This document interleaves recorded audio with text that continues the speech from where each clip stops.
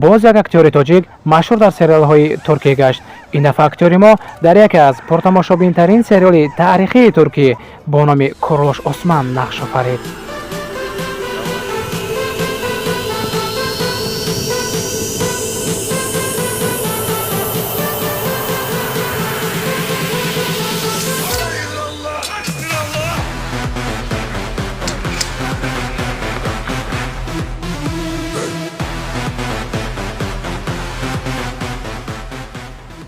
انا این جوان فردوس است.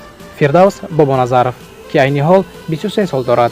Tacikistan'daki ablalarımıza, kardeşlerimize, hepinize sevgiler, saygılar. فردوس بابانazarov شوق زیادی هنرمند شدن را داشت و به شهر استانبول آمد، اما نمیتوانست که به دانشگاه اکتوری داخل شود چونکه زیاد قیمت بود.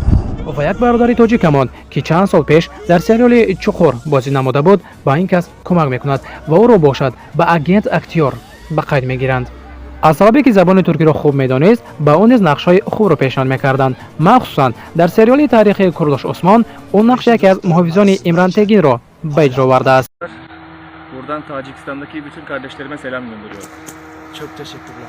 فردوس بابانazarov از قسمت 152 به سریال کوروش اسمان وارد می شود و از سببی که خریستیان ها با عثمان بی زد و خورد دارند در یکی از هجوم های عثمان بی اکتور ما را در سریال میکشند.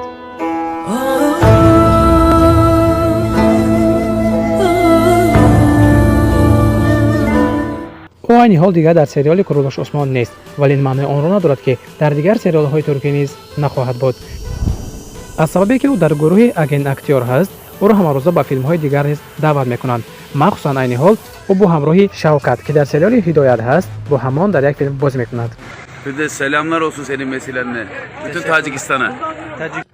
اگر شما میخواهید که پیگیری این اکتور باشید پس به اینستاگرام کانال خود او وارد شوید. در اینستاگرام با نام فردوس بابانazarov به قید گرفته شده است.